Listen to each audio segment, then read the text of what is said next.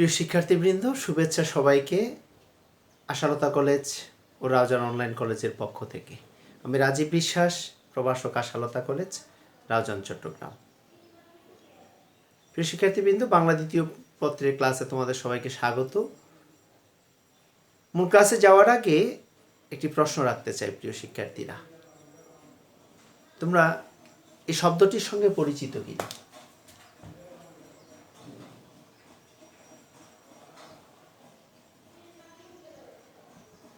এই শব্দটির সঙ্গে কি তোমাদের পরিচয় আছে? নিশ্চয়ই আছে। আমরা সে ছোটবেলা থেকে পড়ে এসেছি পদ। ব্যাকরণের পদ এবং পদের মধ্যে তফাৎ আছে। পদ বলতে আমরা পা বুঝি, আবার অপরদিকে পদ বলতে বোঝায় বিভক্তিযুক্ত শব্দ। তোমরা নিশ্চয়ই ছোটবেলায় এই সংজ্ঞাটি পড়ে এসছো যে বাক্যস্থিত প্রত্যেকটি শব্দকেই এক একটি পদ বলে। সংজ্ঞাটি পড়েছ না? এই যে পরবর্তীতে আমরা জানলাম কি না, বিভক্তিযুক্ত শব্দকে পদ বলা হয়। অর্থাৎ আমাদের বাংলায় যে শব্দগুলো আছে সেই শব্দগুলোকে যখন আমরা বাক্যে ব্যবহারের উপযোগী করে তৈরি করি, তখন সেই শব্দগুলোর সঙ্গে এক ধরনের ধ্বনি বা ধ্বনি সমষ্টি যুক্ত করতে হয়। ঠিক আছে? তখনই সেগুলো, সেই ধ্বনি বা ধ্বনি সমষ্টি, সেটিকে বলা হয় বিভক্তি। ঠিক আছে? এই বিভক্তির সাথে যুক্ত হলেই, পদের শব্দের সঙ্গে বিভক্তি যুক্ত হলেই সেটি কি হয়? সেটি পদ হয়ে দাঁড়ায়। তো আমরা পড়ে এসেছি যে পদ 5 প্রকার: বিশেষ্য, বিশেষণ, সর্বনাম, অব্যয়, ক্রিয়া। ঠিক আছে? এই 5 ধরনের পদের নাম আমরা শুনেছি।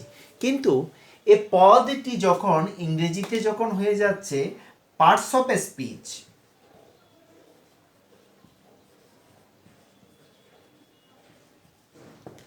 যখন পার্টস অফ স্পিচ হয়ে যাচ্ছে ইংরেজিতে, তখন সেটি আবার 8 ধরনের বিভক্ত। তাই না? তাহলে প্রশ্ন জাগে না, পদ ইংরেজিতে যদি পদ, বাংলায় যদি পদের যদি ইংরেজি নামকরণ যদি পার্টস অফ স্পিচই হয়ে থাকে, তাহলে পদ তো 5 প্রকার, পার্টস অফ স্পিচ কেন 8 প্রকার? এ ধরনের প্রশ্ন কি তোমাদের মনে কখনো জেগেছে? শিক্ষার্থীরা, পার্টস অফ স্পিচের মধ্যে দেখো, পার্টস অফ স্পিচ যখন আমরা শ্রেণীকরণ করছি, সেখানে আমরা বলছি কি, নাউন, প্রনাউন,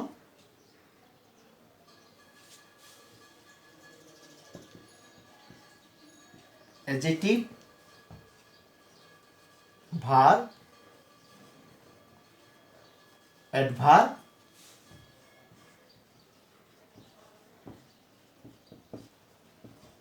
প্রিপোজিশন,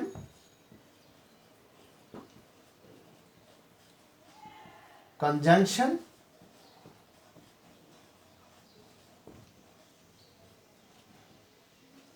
ইন্টারজেকশন। প্রিয় শিক্ষার্থীরা, তাহলে দেখো, মোট 6টি পার্টস অফ স্পিচ পেলাম। এখানে আমি নাউন এর বাংলা জানি আমরা বিশেষ্য, প্রনাউনের বাংলা জানি আমরা সর্বনাম, অ্যাডজেক্টিভের বাংলা জানি আমরা বিশেষণ, ভার্বের বাংলা জানি আমরা ক্রিয়া। ঠিক আছে? তাহলে 4টি আসলো। তাহলে এগুলোর মধ্যে এই 3টির বাংলা আমরা জানি। এই 3টি হচ্ছে অব্যয়, অব্যয়ের শ্রেণী আছে। একটি হচ্ছে সমুচ্চয়ী অব্যয়, সংযোজক অব্যয় এবং অনন্বয়ী অব্যয়। তাহলে এই 3টি অব্যয়, আর এটির নাম হচ্ছে অ্যাডভার্ব, মানে হচ্ছে ক্রিয়া বিশেষণ।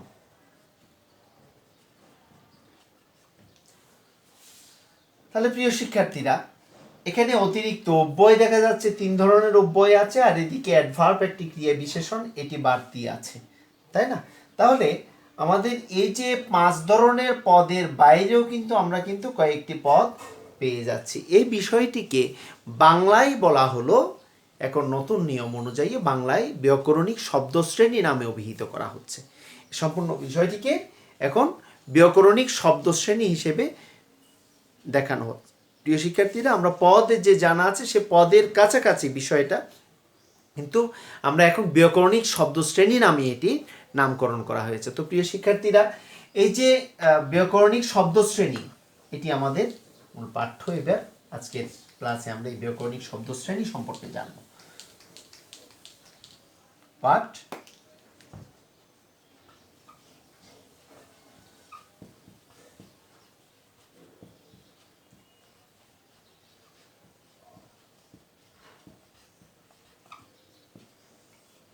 ব্যাকরণিক শব্দশ্রেণী। প্রিয় শিক্ষার্থীরা, ব্যাকরণিক শব্দশ্রেণী, এই ব্যাকরণিক শব্দশ্রেণী কাকে বলে? ঠিক আছে প্রিয় শিক্ষার্থীরা, এক সংজ্ঞাটি লিখে নাও তোমরা। ব্যাকরণগত অবস্থানের ভিত্তিতে, ব্যাকরণগত অবস্থানের ভিত্তিতে বাংলা ভাষার শব্দসমূহকে যে কয়টি শ্রেণীতে বিভক্ত করা হয়েছে তাকেই বলা হয় ব্যাকরণিক শব্দশ্রেণী। আমি আবার বলছি, ব্যাকরণগত অবস্থানের ভিত্তিতে বাংলা ভাষার শব্দসমূহকে যে কয়টি শ্রেণীতে বিভক্ত করা হয়েছে তাকে বলা হয় ব্যাকরণিক শব্দশ্রেণী। প্রিয় শিক্ষার্থীরা, ব্যাকরণিক শব্দশ্রেণী 8 ভাগে বিভক্ত। কয় ভাগে? 8 ভাগে বিভক্ত। আমরা ভাগগুলো একটু লিখে নিই। বিশেষ্য,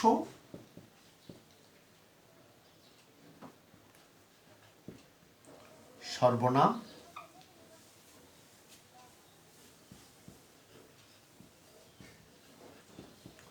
বিশেষণ,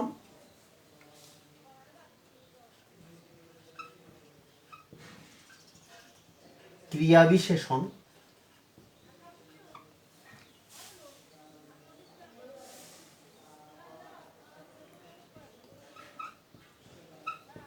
ক্রিয়া,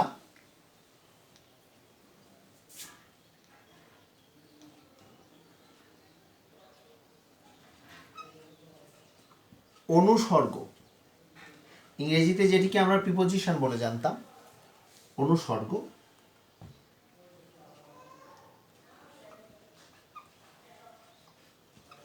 যোজক, যেটা ইংরেজিতে আমরা কনজাংশন বলে জানি, এবং ইন্টারজেকশন, সেটিকে বলা হলো আবেগ শব্দ।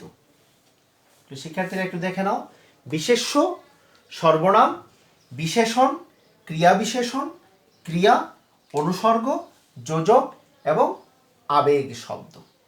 আমরা এই বিষয়গুলোর শ্রেণীকরণ আমরা পরবর্তী ক্লাসে আমরা জানব। তার আগে এগুলোর উদাহরণগুলো এবং কাকে বলে বিষয়গুলো আমরা একটু জেনে নিই। কেমন? তো শিক্ষার্থীরা, ছোটবেলা থেকেই তোমরা পড়ে এসছো বিশেষ্য কাকে বলে। যে কোনো কিছুর নামকেই কি বলা হয়? বিশেষ্য বলা হয়। কোনো কিছুর নামকেই আমরা কি বলি? বিশেষ্য। তো এখানে আমরা এই বিশেষ্যের নামগুলো কিসের কিসের নাম সেগুলো, যেমন ব্যক্তির নাম যদি হয়, বস্তুর নাম, ব্যক্তি, আমি একটু লিখে দিই, ব্যক্তি, বস্তু, স্থান, জাতি, গোষ্ঠী, তারপর সমষ্টি,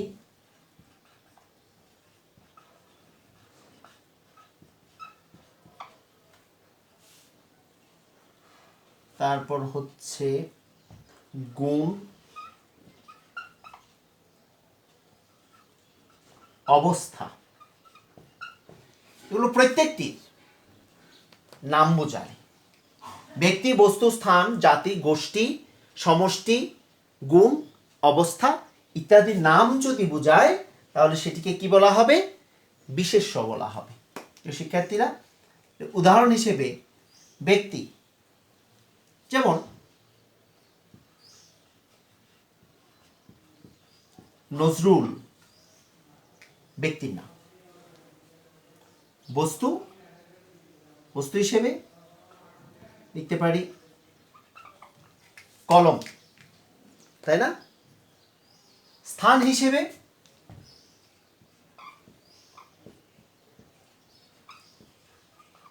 চট্টগ্রাম একটি স্থানের নাম, ঠিক আছে? জাতি,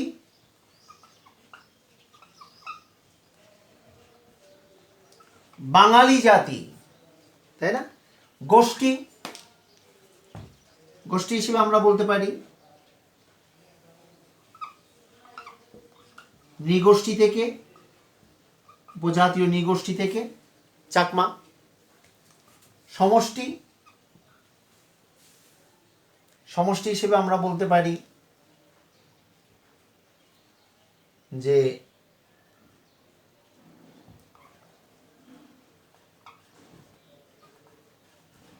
কলমটা সমস্যা দিচ্ছে, সমিতি গোষ্ঠী হিসেবে, সমষ্টি হিসেবে।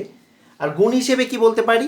গুণ হিসেবে আমরা বলতে পারি যেমন সততা একটি বিশেষ গুণ, তাই না প্রিয় শিক্ষার্থীরা? সততা, সততা। আর অবস্থা হিসেবে আমরা কি বলতে পারি? অবস্থা হিসেবে যেমন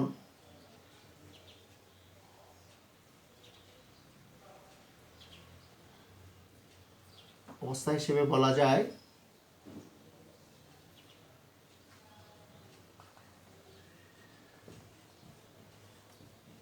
কঠিন বা কাঠিন্য, কেমন? কাঠিন্য, কেমন? এইটি অবস্থার নাম, তাই না? তারল্য, এটি একটি অবস্থার নাম। তাহলে এই যে নামগুলো, এই প্রত্যেকটি নামকে এক একটি কি বলা হবে প্রিয় শিক্ষার্থীরা? অবশ্যই বিশেষ্য বলা হবে, ঠিক আছে?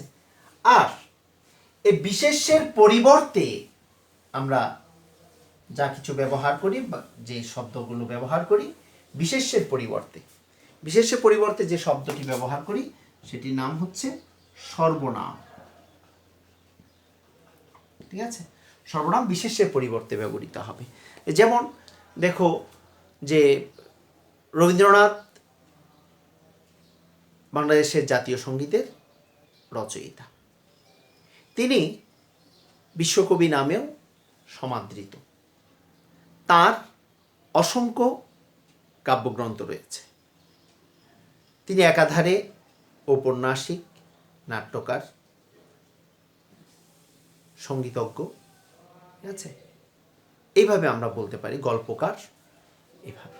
তাহলে এখানে বারবার রবীন্দ্রনাথ কথাটি ব্যবহার না করে তার পরিবর্তে আমরা যে তিনি ব্যবহার করছি, তার ব্যবহার করছি, তাকে ব্যবহার করছি, এই যে শব্দগুলো ব্যবহার করছি এগুলো প্রত্যেকটি হচ্ছে এক একটি সর্বনাম, কেমন? এবারে এই বিশেষ্য এবং সর্বনামের, বিশেষ্য এবং সর্বনামকে যদি বিশেষিত করে, ঠিক আছে, যে শব্দগুলো বিশেষিত করে তাদেরকে বলা হয় বিশেষণ। তাদেরকে কি বলা হয়? বিশেষণ। যেমন ছেলেটি মেধাবী, ছেলেটি কেমন? মেধাবী, ঠিক আছে? ছেলেটি মেধাবী। তাহলে মেধাবী শব্দটি দ্বারা কাকে বিশেষিত করা হয়েছে? ছেলেটিকে বিশেষিত করা হয়েছে, ঠিক আছে? আবার এখানে আমি অসাধারণ মেধাবী কথাটিও বলতে পারি, তাহলে বিশেষণকেও আবার বিশেষিত করা হয়েছে। ওই বিশেষণ মেধাবীকে আরও বিশেষিত করা হয়েছে অসাধারণ শব্দটি দিয়ে। এটিও একটি বিশেষণ, এটি বিশেষণের বিশেষণ, ঠিক আছে? তাহলে যদি বিশেষ্যকে যদি বিশেষিত করে যে শব্দটি, সেটিকে বলা হবে কি? বিশেষণ। আর অপরদিকে আমি আজকে মোটামুটি সংজ্ঞা এবং উদাহরণগুলো দিয়ে আমাদের এই ক্লাসটি শেষ করতে চাই, বেশিক্ষণ সময় নেওয়া যাবে না। তো এর পরবর্তীতে আমরা পরবর্তী ক্লাসে আমরা বিশেষ্যের শ্রেণীবিভাগ আলাদা করে, সর্বনামের শ্রেণীবিভাগ, তারপর বিশেষণের শ্রেণীবিভাগ ইত্যাদি ইত্যাদি এগুলো আমরা আলোচনা করব। তো প্রিয় শিক্ষার্থীরা, আমরা বিশেষণ বললাম। এরপরে দেখো ক্রিয়া। ক্রিয়া কি? কোনো কাজ, কোনো কিছু করা, হওয়া, ঘটা, এই জাতীয় যদি বোঝায়, ঠিক আছে, তাহলে এই জাতীয় শব্দগুলোকে কি বলা হবে? এগুলোকে বলা হবে ক্রিয়া, ঠিক আছে? আমি খাই, সে যায়, ঠিক আছে? তুমি করো, সে পড়ে, এই যে শব্দগুলো পড়ে, তারপর করি, করা, তারপর হচ্ছে যায়, এই জাতীয় শব্দগুলো, এই শব্দগুলোকে কি বলা হবে? এগুলোকে বলা হবে ক্রিয়া। ঠিক আছে? আর ক্রিয়া কিভাবে সংগঠিত হচ্ছে, ক্রিয়া কিভাবে সংগঠিত হচ্ছে, অর্থাৎ ক্রিয়া সংগঠনের যে প্রকৃতি সেটি নির্দেশন করবে, যে সেটি হচ্ছে ক্রিয়া বিশেষণ। ঠিক আছে? ছেলেটি হাঁটছে, ঠিক আছে? তো হাঁটছে, এই হাঁটা ক্রিয়াপদটিকে বিশেষিত করার জন্য আমি যদি বলি যে ছেলেটি দ্রুত হাঁটছে, তাহলে এখানে দ্রুত শব্দটি কি হবে? দ্রুত শব্দটি হবে একটি ক্রিয়া বিশেষণ। প্রিয় শিক্ষার্থীরা, ক্রিয়া বিশেষণ হচ্ছে ক্রিয়াকে বিশেষিত করবে। ক্রিয়াকে যদি বিশেষিত করে তাহলে সেটি হচ্ছে ক্রিয়া বিশেষণ। এরকম দ্রুত, আস্তে, ঠিক আছে, তারপর হচ্ছে উচ্চস্বরে, এ জাতীয় কথাগুলো যদি, সেই উচ্চস্বরে কান্না করছে, কীভাবে কান্না করছে? উচ্চস্বরে কান্না করছে, তাহলে উচ্চস্বরে এই শব্দটি কী হবে? এটি হচ্ছে ক্রিয়া বিশেষণ। ঠিক আছে? তারপর সে আস্তে হাঁটছে, সে মানে দ্রুত লিখে, ঠিক আছে, এ জাতীয় শব্দগুলো, এই দ্রুত, আস্তে, উচ্চস্বরে, এ জাতীয় শব্দগুলো হচ্ছে এক একটি ক্রিয়া বিশেষণ। কেমন? তাহলে আমরা এই সর্বনাম গেল, ক্রিয়া গেল, তারপর ক্রিয়া বিশেষণ গেল। এবারে যে শব্দটি বলবো সেটি হচ্ছে অনুসর্গ। ইংরেজিতে যদিও বা এটি আগে বসে, এজন্য এটি প্রিপোজিশন। ঠিক আছে? ইংরেজিতে আগে বসে বলে এটি প্রিপোজিশন, কিন্তু অনুসর্গ কেন নাম হলো? অনুমানে পরে। ঠিক আছে? এটি শব্দের পরে বসে। ইংরেজিতে যেটা আগে বসে, এটা বাংলায় সেটি পরে বসে। ঠিক আছে? যেমন সে আমার দিকে ধেয়ে আসলো। ঠিক আছে? ইংরেজিতে এই দিকে শব্দটিকে আমরা বলবো কি? ইংরেজিতে টু মি। ঠিক আছে? এখানে টু মি, আমার দিকে, কিন্তু আমি ইংরেজিতে বলছি টু মি, বাংলায় বলছি কি? আমার দিকে। তাহলে এই দিকে শব্দটি প্রতি, দিকে, ঠিক আছে, এ জাতীয় শব্দগুলো, নিচে, উপরে, আপ, ডাউন, এই শব্দগুলো, এগুলো হচ্ছে ইংরেজিতে প্রিপোজিশন, বাংলায় হচ্ছে অনুসর্গ। ঠিক আছে? অনুসর্গ কেন? যেহেতু এটি শব্দের পরে বসে বলে এগুলো হচ্ছে অনুসর্গ।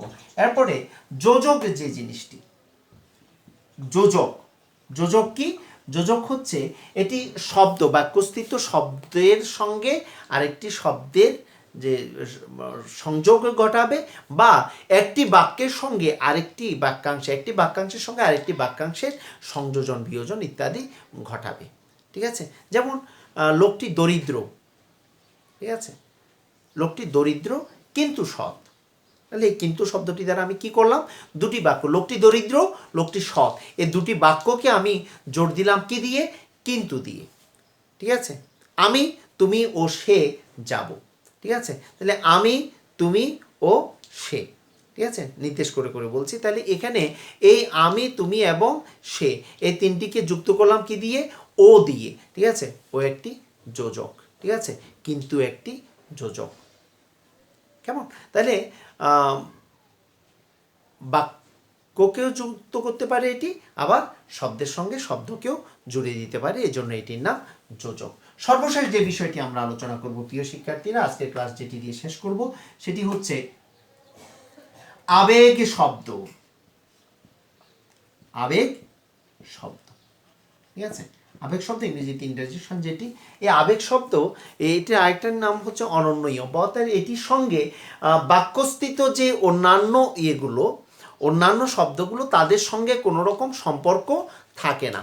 বাক্যস্থিত অন্যান্য শব্দগুলোর সঙ্গে কোনো রকম সম্পর্ক না রেখে যে সকল শব্দ আমাদের আবেগকে প্রকাশ করে, আমাদের আবেগ, আশ্চর্য হয়েছি, ঠিক আছে, বাহ, ঠিক আছে, খুব ভালো লেগেছে, ওয়াও, ঠিক আছে, বা কোনো কিছুতে ব্যথা পেয়েছি, বা কোনো একটা ঘটনা আমাকে আঘাত করেছে, হায় হায়, এই জাতীয় শব্দগুলো বাক্যের প্রথমে আমরা লিখে এটি দিয়ে আমরা কি করি?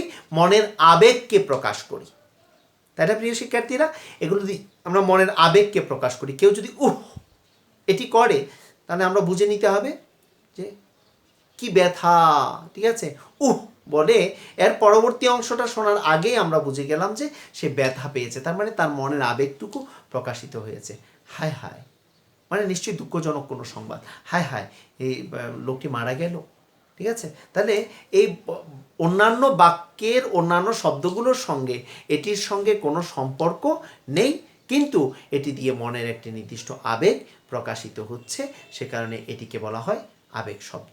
তো প্রিয় শিক্ষার্থীরা, এই 8 ধরনের শব্দশ্রেণী নিয়ে আমাদের ব্যাকরণিক শব্দশ্রেণী। আমরা পরবর্তী ক্লাসসমূহে আমরা চেষ্টা করব যে আমরা যাতে আমাদের যেই এগুলো শ্রেণী বিভাগ, বিশেষ করে এই শব্দগুলোর ব্যাকরণিক শব্দশ্রেণীগুলোর আলাদা আলাদা শ্রেণী বিভাগগুলো আমরা আলোচনা করার চেষ্টা করব। আজকে এই পর্যন্তই প্রিয় শিক্ষার্থীরা, ধন্যবাদ সবাই।